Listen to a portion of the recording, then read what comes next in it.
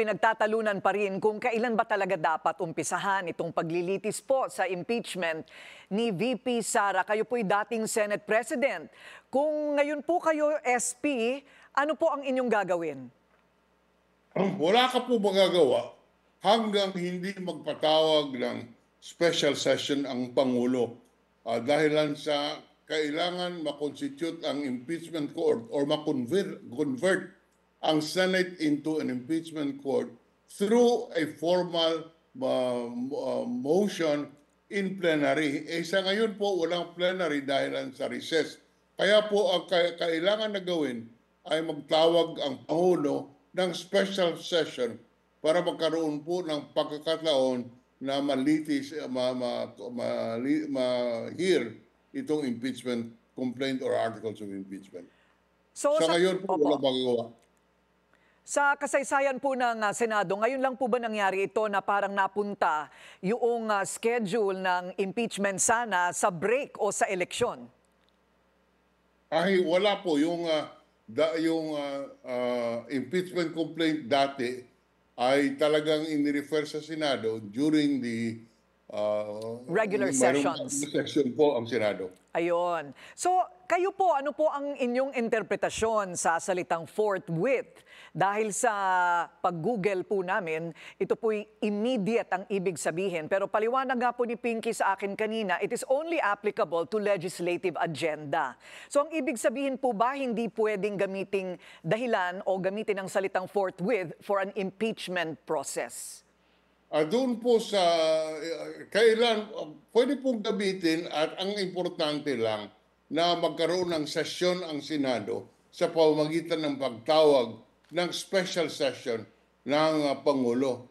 Kung hindi niyo po tatawagin ng special session, hindi po mabubuo ang impeachment court. So ang ibig po bang sabihin ay lumalabag po sa rules and regulations ng Senado ang Pangulo mismo that he is not calling for a special session kahit na sinasabi po na kailangan forthwith ang pagtutuloy nitong impeachment trial? Sa aking paningin, discretionary po ang pagtawag ng special session. Nasa discretion po yan ng Presidente. Wala siyang nilalabag na batas.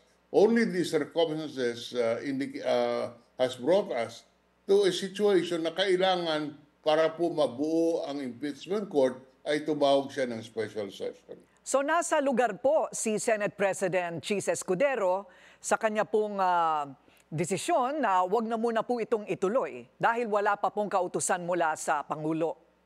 Wala pong kapangyarihan si Senate President Chis na ituloy o hindi ituloy ang impeachment trial dahil po yan ay nasa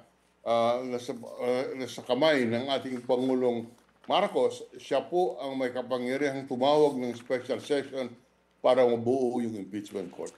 So, SP, ano po ang masasabi ninyo sa kaliwat ka ng petisyon naman sa Korte Suprema ngayon? May nagpapatigil sa impeachment proceedings at meron din namang gustong umpisahan na ang paglilitis. Hahantong kaya ito sa isang tinatawag na constitutional crisis? Sa akin po, dapat huwag dinggin ng i-dismiss ka agad ng Korte Suprema itong mga petisyon na ito dahil sa ating saligang batas, ang paglilitis ng impeachment complaint o articles of impeachment ay nasa Senado po. Yan lang po ang may kapangyarihan sa ating saligang batas to act on, to decide and act on impeachment complaints. Hindi po ang Korte Suprema. Kaya po dapat ito'y i-dismiss na agad para maumpisahan, pag tumawag ng special session, para po maumpisahan ng impeachment trial. Huling tanong po, meron po ba kayong prediksyon kung ano po ang ending nitong VP Sara saga kung tawagin? Wala po akong prediction dyan. Lalo na po magulo yan pag hindi po natapos ang impeachment trial sa 19th Congress at mag-spill over sa 20th Congress. Talagang maraming tanong po na walang sagot. Kaya ang sa akin lang, para maiwasan lahat itong gulong ito, ay tumawag ng special session, magkaroon ng impeachment trial, tapusin agad to have stability in our system. May tanong po si Pinky Webb, SP. Senator, good evening. Hi, good evening, Pinky. All right. Sir, sabi niyo ho kasi kay Corina at napakinggan ko din ho kayo kahapon doon sa forum sa UP. Sabi niyo nga, hindi dapat, the Supreme Court should not hear o dapat ibasura ng Korte Suprema para siguro sa mas madaling salita. Itong mga petisyon na naihain sa kataas-taasang hukuman. But because the Supreme Court, sir, had asked the Senate to answer the petition in 10 days and it's non-extendable, ang ibig sabihin ho ba nito ay tinanggap na ng Korte Suprema at kailangan nilang desisyonan ito pong unang petisyon hinggil sa pag-convene sa Senado into an impeachment tribunal? Hindi, Pinky, yung paghingi ng komento or even the setting the case for oral arguments, hindi ibig sabihin na tinatanggap na ng Korte Suprema na sila'y may kapangyarihan upang desidehan ito mga petition na ito. Yan po ay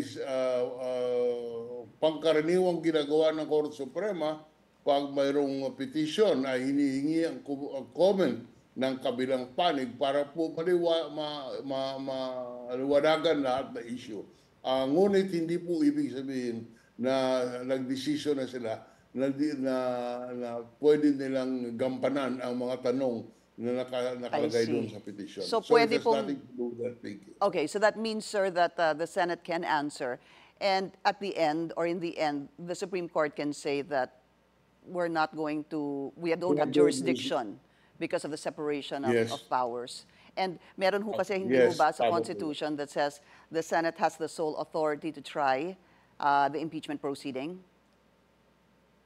Tama po yan, Pinky. The Senate under the Constitution has the sole authority to decide on impeachment proceedings, and in my mind, yan po ang kapangyarihan na pwedeng, yan po pala ang proseso na nakalagay sa ating saligang batas. However, sir, kasi dahil nga sa sinabi ni Corina kanina, yung pinag-uusapan nyo, under the Constitution, again, I believe that's Article 11, if I'm not mistaken, sir, Section 3 of the Constitution, yung pong shall proceed forthwith. Ibig sabihin po immediately. Pwede ho bang ang Korte Suprema na ang mag-interpret kung anong ibig sabihin ng shall proceed forthwith? Well, of course, nobody can prevent the Supreme Court from interpreting forthwith. Dalawang bagay lang po dahilan sa aming sa batas. Kung ano po sasabihin ng Korte Suprema na batas, yan po ang batas. Kaya kung ang tanong nyo ay pwedeng sabihin ng Korte Suprema kung ano ang ibig sabihin ng forthwith, yes, the Supreme Court can so interpret. But having said that, among us lawyers, we interpret the word in accordance with its ordinary meaning. At yung forthwith po ay ibig sabihin agad dinggin ang petition. Maraming salamat po sa inyong oras, former Senate President Franklin Drilon.